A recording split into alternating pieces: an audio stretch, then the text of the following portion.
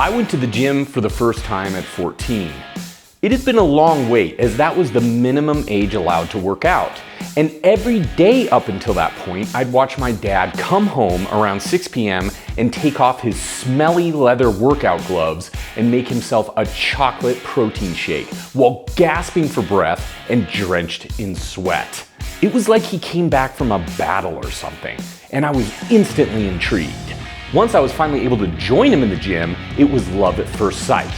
AC/DC blasting on the old cassette player, the 80s posters on the wall which were already 20 years outdated, the mullets, the MC Hammer parachute pants, the line around the block to use the only piece of equipment anyone in our small gym even knew how to use.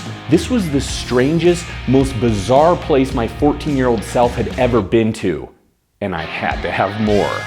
21 years later, I have had a lot more, and I learned a lot in the process. And in this video, I want to share the mistakes you should avoid, and finally, the routine which has brought me the most success. I want to begin by saying use patience, because that's exactly what I didn't have starting out, and it cost me big time. I began the way a lot of young dudes begin: bench press and curls. And let me tell you something, it worked. I saw a difference in size and I felt leaner. And then I went and screwed it all up by not using patience. I switched up my diet, thinking if I started gulping down the Maxo Gainer 7000 shakes, it'd result in more muscle mass. Sadly, I only ended up looking like this. They say you can't out-train a bad diet, and they're definitely right. It simply isn't going to work. Don't think eating unsalted chicken breasts and oatmeal are the only ways to get big, because I did, and all I ended up doing was purging myself through the week of anything tasty and then binging on everything I felt I'd missed out over the weekend. It was a vicious cycle, and any progress I'd made over 5 days was lost over 2. The solution? Find alternatives to your favorite recipes. You don't have to stop eating waffles or pizza, you just need to find or make versions of them which aren't loaded with fats or sugars. And this applies to cereal as well. Thankfully, I've got Magic Spoon. High protein, low carb, zero sugar. It tastes exactly like regular cereal, save for the fact that it's better in every conceivable way. And I'm pretty lucky, because I work out first thing in the morning, so it's an easy way to get in some food before I hit the gym. Magic Spoon is a pretty hot commodity around the Buff Dudes household. If you want to try some for yourself, click the link in our description and enter code BUFFDUDES to get their best-selling 4-pack variety box, plus free shipping. My personal favorite flavor is cocoa, but last week it was blueberry, and next week it'll probably be frosted. That's because it's hard to pick just one, because they're all so damn good. So remember, don't suffer by eating cardboard. Eat what you enjoy, just find alternative variations of your favorites. Multiple ways work.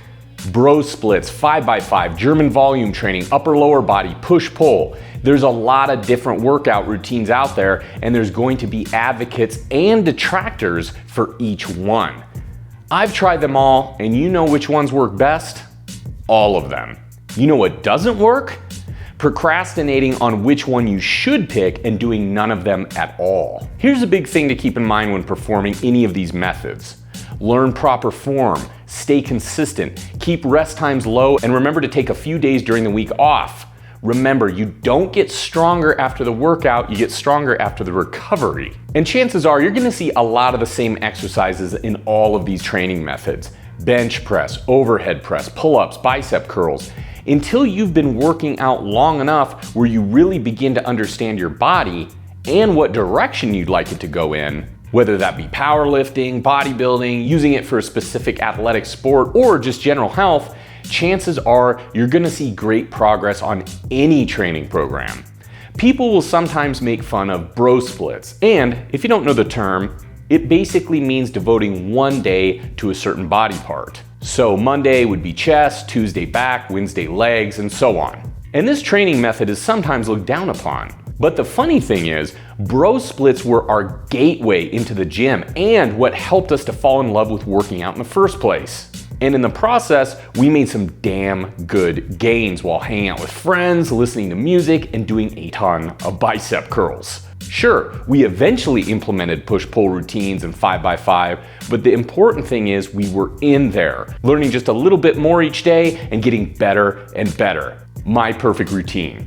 So we went over a few of the pitfalls. Now let's go over the method which has brought me the most success. Working towards an end goal and amping up the difficulty along the way. I want to explain it like a video game. When you begin the game, your character has basic abilities and you encounter enemies just strong enough to challenge those abilities. They're hard, but they're not so hard you cannot progress any further. Once you've defeated enough of these enemies, you level up, gaining strength and new abilities. And what happens? Those old enemies are no longer challenging. You've got to move on to new ones, which, much like the old ones, are just hard enough to challenge your new abilities, but not so hard as to have you give up in frustration. The same has applied to me when working out, and I've returned to this simple process time and time again with great results. Let's begin with level 1.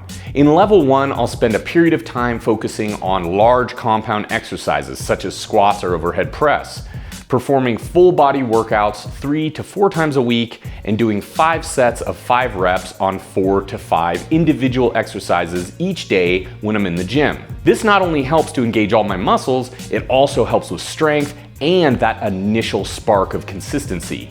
3 days a week isn't a huge commitment, and for a lot of people, it's very doable. And for some, they can stick with this routine their entire lives. But since this is the Buff Dudes video game, we'll be moving on to the next level. Level 2 is the upper-lower body splits performed 4 days a week.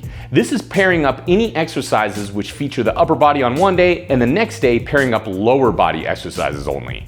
You haven't felt a pump until you've worked out your back and chest on the same day, and along with slightly shorter rest times, you'll be implementing isolation exercises into your routine as well, such as our beloved bicep curls. If you've also been eating consistent, this is probably when you're going to begin to notice a real change in your physique, which is always a great inspiration to keep going forward, knowing that your hard work is paying off. Level 3 is the classic bodybuilding split, or as I mentioned before, the bro split. You'll be focusing on a smaller group of muscles each day and working out 5 to 6 days a week. Some of our favorite pairings are chest and back, biceps and triceps, and a day dedicated to legs. In addition, we'll implement supersets and even shorter rest times. This is also a great time to pinpoint muscle groups which you feel are lagging behind, which for me was always my upper chest and calves. Now, you can spend 1 year on an individual level or a month on a level, but as I've been doing this for quite some time,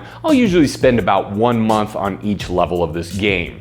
So by level 3, this would put me at about 3 months of consistency. And by this time, I'm a well-oiled machine, overpowered, looking buff, and kicking ass. But what happens when you hit level 3? Do you just stay there forever, stuck in limbo? No.